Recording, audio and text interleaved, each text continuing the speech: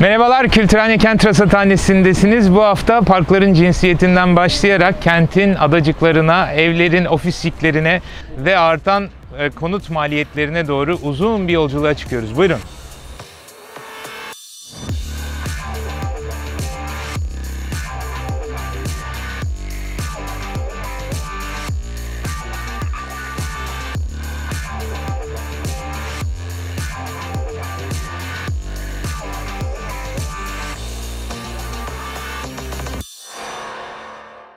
Merhabalar, Kültürhane Kent Rasathanesi'ndesiniz. Ben Ulaş Bayraktar. Bu hafta daha da kalabalık bir ekiple çekiyoruz. Kameranın arkasında Yahya Kuriş, hemen onun yanında Burkay Gündüz ve Nilgün Yardımcı ile beraber giderek artan bir kadroyla rasathaneyi sizlerin ekranlarınıza getiriyoruz. Bu hafta bu kalabalıktan da güç alarak birazcık rahat bir çekim yapmaya ve böyle sallana sallana usul usul kentlerde tura çıkmaya karar verdik. Çünkü bu salıncaklar aslında 2019 öncesinde kentimizde görünmeye başlamıştı. Ve daha sonrasında daha da hızlandı. Her zamanki gibi Adnan Menderes boyunca bunların çok fazla örneği var. Gerçekten de ben ilk bunlar hayata geçtiğinde fazla dayanmaz gibi gelmişti. Bizim hunharca kamusal aletlerle olan ilişkimizi düşünerek, ama dayanıklı olmuş, bayağı kullanılıyor ya da bakımı yapılıyor, bilemiyorum. Bu salıncaklar gerçekten de o kentin en işlek yerlerinde, en açık havada çok keyifli ortamlar sunuyor. Bunu şu yüzden dile getirme ihtiyacı duydum. Çünkü bu hafta birazcık parkların cinsiyetinden bahsetmek istiyoruz. Kamusal alanların cinsiyetinden bahsetmek istiyoruz. Çünkü daha önce de konuştuk. Bu kent planlaması, kentlerin tasarımı, kamusal alanların inşasında aslında genelde erkek, uzman, eğitimli insanlar söz sahibi. Oysa kadınların, kız çocuklarının ihtiyacı çok daha farklı olabiliyor. Buna dair bir haberi Bloomberg'in 28 Mayıs tarihli bir yayınında rastladım. Orada alıntılanan araştırmaya göre 8 yaşından büyük çocukların kamusal alanları, parkları kullanma oranı kız çocuklarından çok daha fazlaymış. Hatta öyle ki 11-21 yaş arası kız çocukları parklarda kendilerini güvende hissetmediklerini ifade etmişler. Bunun bir sebebi bu parkların, kamusal alanların daha ziyade erkek çocukların zevklerine, beklentilerine ihtiyaç verecek şekilde tasarlanmış olması. İşte basketbol, futbol sahaları, paten pistleri, hatta oyun parklarında bile daha çok erkeklerin ilgisini, erkek çocukların ilgisini çeken oyun aletlerine yer veriliyor. Kız çocuklarınınsa daha az rekabetçi, daha muhabbetli aletler, imkanlar ihtiyaç duyduğunu işaret ediyor rapor ve haber. Buna göre aslında bu kamusal alanlar, bu parklar sadece fiziksel aktiviteye göre değil, birazcık daha güvende hissedebilecekleri, birazcık daha korunaklı ve muhabbet, daha böyle sosyalleşme imkanı tanıyan alanların kızlar için, kadınlar için çok daha uygun olduğunu gösteriyor. Dolayısıyla tasarlarken de o modernizmin herkes için iyi, herkes için uygun ilkelerinden vazgeçip biraz daha özel grupların, dezavantajlı gruplarının ya da toplumsal cinsiyet gruplarının ihtiyacına cevap verecek tasarımlara ihtiyaç var. Bu sadece teorik bir önerme de değil aslında. Viyana'da 10 yıl önce, hatta 10 yıldan daha uzun süre önce hayata geçirilmiş bir proje. Yine bahsettiğimiz saptamadan yola çıkıyor. Erkek çocuklarının parklarda daha fazla zaman geçirdiği, daha uygun sosyalleşme ve etkinlik imkanları bulduğuna dair saptamadan hareket eden Viyana Belediyesi 6 danışmanı, kadın kent plancılarını, uzmanları ve sosyologları bir araya getirip kız çocuklarının ilgilerine hitap eden, onların daha güvende hissedebileceği alan tasarlamaya soyunmuşlar. Ve bu Viyana'nın 5. mahallesinde bir park olarak hayata geçmiş. Bu parkın özelliği şu: en önemlisi sadece kız çocukların için değil, genel olarak bütün kadınlar için daha fazla aydınlatma, daha fazla ışıklandırma, kadınların güvensiz hissettiği karanlık noktaların ortadan kalkması, daha geniş alanlar, daha geniş yollar, geçişler, özellikle mesela giriş kapılarının sayısının daha fazla olması ve girişlerin daha geniş olması gibi bir ilke belirlenmiş ki kız çocukları burada kendilerini kapana kısılmış hissetmesinler. Oyun alanları, aktivite alanları da ikiye bölünmüş. Bir tribünle, görseli koyacağız zaten. Orada da hani erkek çocukların oyunlarıyla kız çocuklarının oyunlarının karışmaması istenmiş. Çok da küçük, ince bir detaya da yer verilmiş. Araştırma, gözlemleri göstermiş ki birçok kız çocuğu kendi kız kardeşleriyle, erkek kardeşleriyle geliyorlar. Onları çocuk parklarına götürüyorlar. O sırada çocuklar orada oynarken kendi aralarında sosyalleşmeleri için bir takım işte piknik masasına benzer oturma grupları da bunlara ilave edilmiş. Bu sayede de işte bu alan hem girişi çıkışıyla hem çevresindeki yollar ve kapılarla hem ışıklandırmasıyla hem de oyun alanlarının tasarımıyla kadınların daha fazla kendini güvende hissedebileceği, kız çocuklarının daha fazla zaman geçirebileceği bir alana dönüştürülmüş. Bu pandemi döneminde daha da bir önem kazandı. Biliyorsunuz açık hava etkinlikleri, açık havada zaman geçirme arayışımız, alışkanlığımız çok daha arttı. Bunun ama bir de daha beklenmedik bir sonucu var. Bu da 10 Eylül tarihli Guardian gazetesinde çıkan bir haberde gözüme çarptı. Amerika'daki milli parklarda büyük izdiham yaşandığı ortaya konmuş. Yani bu pandemi dönemindeki açık alan etkinliklerine olan arayış, ilgi milli parklara zarar verecek boyutta bir izdiham sebebi olmuş. Nasıl? İşte çok daha fazla insan geliyor. Onların çöpü, gürültüsü, hatta artık ormanın sesini duyamadığını söylüyor bu habere katkı verenler. Uzun kuyruklar ve vandalizm. Haberde çok enteresan bir detaya yer verilmiş. Yani daha önceden böyle alışkanlığı olmayanlar da artık gelmeye başladı. Ve buraları nasıl kullanacaklarını bilmedikleri için sıkı durun. Taşlara yazı yazmaya başlamışlar Amerikalılar. Yani hani hep Amerika'yı yeniden keşfetmek deriz ya. Bakınız Amerikalılar da Türkiye'yi keşfetmeye başlamışlar. O taşa, duvara, kamusal malların üzerine yazı yazma keyfini keşfetmiş durumdalar. Hayırlı olsun diyoruz. Onlara da hoş geldiniz diyoruz daha doğrusu. Tabii bu bir yandan da bütün bu Covid pandemi ama hiç unutmamamız, her programda altını çizmemiz gereken bir başka sorunumuz da iklim değişikliği, iklim krizi. Buna yönelik olarak yeni bir veri daha var. Gothamist'te 14 Ekim'de çıkan bir haber bu. Ulusal Oşinografi ve Atmosfer Yönetim İdaresi bir rapor yayınlamış. Ve bu raporda kentlerin ısı adacıkları, bunu başka zamanlarda zikretmiştik. Yani gördüğünüz gibi her yer beton, asfalt, yeşillik alanların sayısı az. Bunların dağılımı adaletsiz.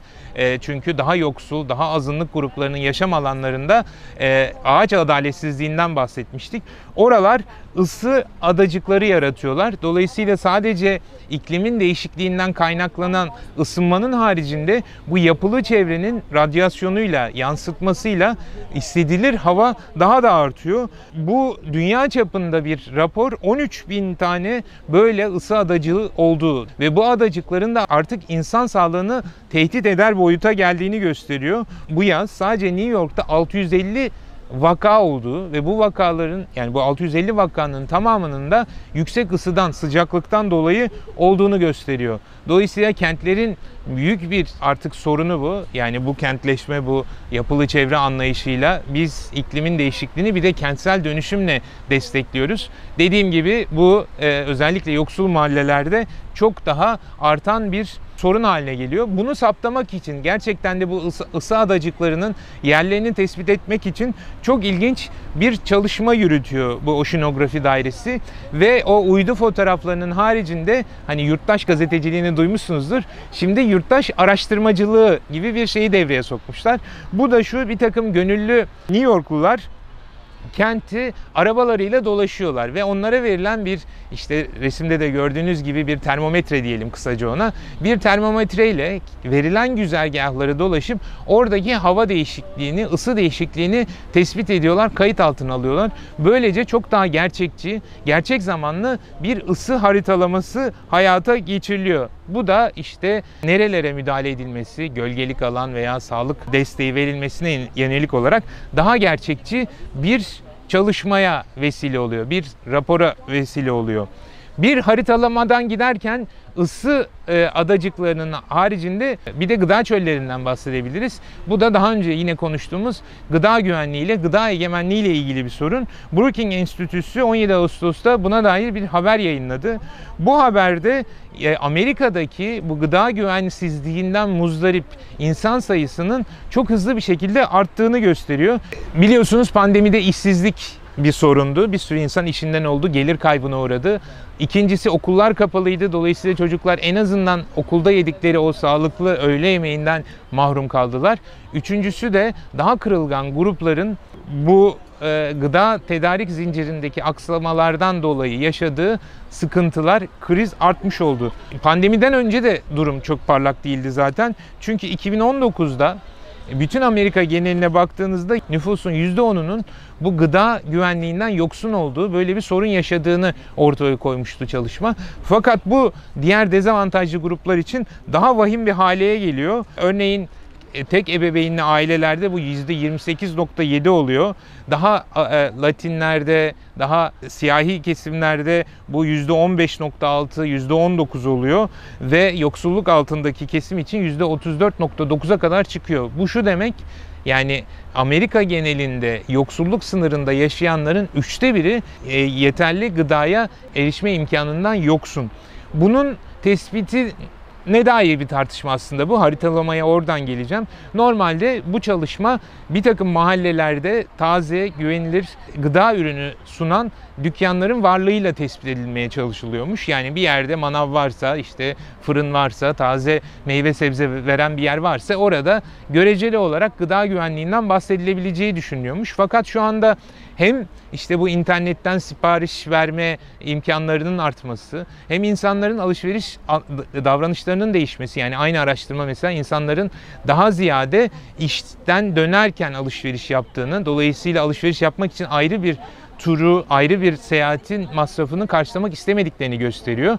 Bu da işte alışveriş yaptıkları yerlerin yaşam alanlarına değil, çalışma alanlarına daha yakın olması gibi bir sonuç doğurduğu için sadece esnafa, sadece gıda tedarik noktalarına bakılarak yapılan bir araştırmanın çok gerçekçi olmadığı sonucuna varıyor.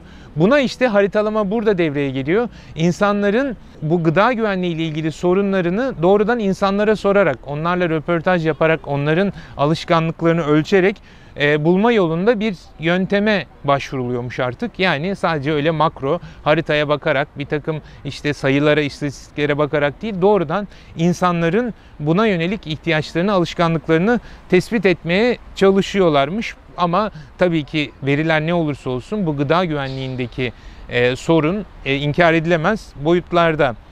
Pandemiden girdik, gıda güvenliğine olan artışı, kentlerin geneline olan etkisini de çok konuşmuştuk. Hatırlarsanız işte insanlar kıra kaçıyorlardı, daha küçük şehirlere gidiyorlardı, daha az metropollerden uzaklaşma eğilimi sergilediklerini ve bunun da aslında büyük kentlerin sonunu hazırlayacağına dair varsayımlar vardı. Birkaç kez konuşmuştuk bunu. Fakat yeni raporlar bunun böyle olmadığını gösteriyor. Londra ve Paris üzerine yayınlanmış bir çalışmayı haberleştirmiş Guardian 15 Eylül'de. King's College ve Üniversite de Paris'in yaptığı bir araştırma Londralıların ve Parislilerin kentlerinden gayet memnun olduğunu gösteriyor. %56'sı Londralıların hayatından memnun. Yani okullardan, ulaşımdan, polisten, ki bakın 2019 öncesinde bu %37'ymiş. Şimdi %56. Paris'te de %41'den, 2019 öncesindeki %41'den %51'e çıkmış. Dolayısıyla alemin keyfi yerinde, yine maşallah dememiz gerekiyor. Hiçbiri başka kentlere göçmeyi düşünmüyorlar ve tabii burada buna rağmen gayrimenkul edinmenin sıkıntısı da inkar edilmez boyutlarda. Tabii kentler büyüyor bir yandan da, hani yok olacağını varsaydığımız kentler büyümeye başladılar. Çünkü daha fazla insan kaybetmediği gibi alışkanlıklar değişiyor. Bu alışkanlıklara yönelik yeni alanlar, yeni imkanlar yaratılmaya başlanıyor. İşte evet, her gün işe gitmiyor ama işe gitmediği zamanlarda vakit geçireceği, işte düşünün kafelerde çalışanlar, parklarda Zoom yapanlar gibi kentin kabuk değiştiriyor. Kent daha da büyüyor. Dolayısıyla aslında kentler yok olmadığı gibi ofislerden dışarı çıkıp daha yaşanabilir, daha açık alan haline geliyorlar. Sadece kentler değil, evler de öyle. Çok enteresan iki habere rastlamıştım. Bunlardan birine ofiscik, buna batch ofis diyelim. Yani bir insanlar neticede evde çalışıyorlar. Bundan memnunlar. Fakat işte toplantı olduğu zaman, sessizlik gerektiği zaman, bir odaklanması gerektiği zaman ayrı bir yere ihtiyaç duyuyor. Yani hepimiz mutfaktan, salondan Zoom'lara katılmışızdır. Buna yönelik olarak insanların davranışları değişmiş. Mesela işte bahçesindeki küçük bir kulübeyi, kümesi bir ofise dönüştüren, ofis dediysek hani bir masa, bir sandalye ve ışıktan ibaret. Daha da ileri gideceğim. Dolapları ofise çevirenler varmış. Yani buna dair görselleri koyacağım. Yani o bizim bildiğimiz gardıropları bir masa ve bir sandalyenin sığabileceği kadar daha böyle yalıtılmış alanlara dönüştürmüş. Dolayısıyla hiçbir yere gitmiyoruz. Sadece kentlerimizi ve yaşam alanlarımızı bu uzaktan çalışmaya, dışarıdan çalışmaya daha uygun hale getiriyoruz. Bu da kiraları patlatıyor. Yani Amerika'da %20 kiralardaki, daha doğrusu genel olarak gayrimenkul fiyatlarındaki artış %20'lere ulaşmış. Bu gerçekten de artık özellikle yoksulluk sınırında yaşayanların karşılayabileceği bir düzeyin üstüne çıkmış durumda. Şimdiye kadar bu sorun birazcık ötelenmişti. Çünkü ev tahliyeleri yasaktı, işten çıkarmalar yasaktı. Ama bunlar biriktikten sonra, yani artık ev sahipleri kiracılarını tahliye edebildiği, işsizlik maaşları ya da uzaktan çalışma ödenekleri son bulduğu için bir anda herkes daha uygun bir ev arayışına girdi. Amerika'da bunda farklı değil. Türkiye'deki durum zaten çok konuşuluyor. Hem öğrenciler bağlamında hem kiracılar bağlamında olay vahim. Buna dair olarak Bahçeşehir Üniversitesi Ekonomik ve Toplumsal Araştırmalar Merkezi yeni bir rapor yayınladı. Buna göre Mayıs'tan beri her ay kira artış rekoru kırılıyormuş. Ağustos'ta bu %34.6'ya çıkmış. Yani kira artış oranı. En yüksek il Sıkıdır'ın neresi? Mersin. %63.6 artmış Mersin'de kiralar. İkinci sırada Diyarbakır var, %54.5. Üçüncü sırada Kayseri var. İstanbul ancak %50.7 ile dördüncü sırada. Nereye gidelim? Eskişehir'e gidelim mesela, %14.3, ya da Van'a gidelim %10.5, Ordu'da %21, Aydın'da %22. Dolayısıyla gerçekten kira artışları, zaten hepiniz ya kendiniz ya çevrenizdekiler bir ev arayışına girmişlerdir. Bunu hissediyoruz. Fakat VETAM'ın raporunda şöyle enteresan bir bilgi var.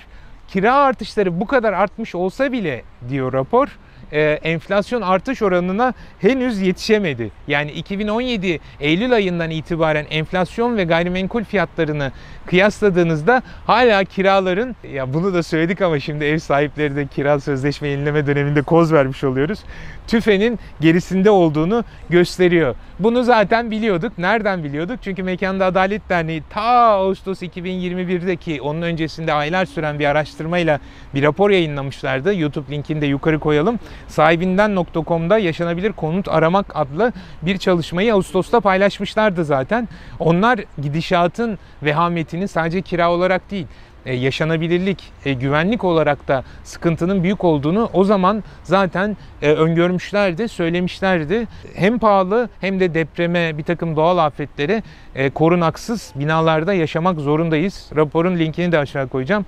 Yaptığımız webinarda yukarıda bulabilirsiniz. Bahar Bayhan, Deniz Öztürk, Selin Yazıcı, Sena Nur Gölcük ve Yaşar Adnan Adanalı'nın bir raporuydu bu.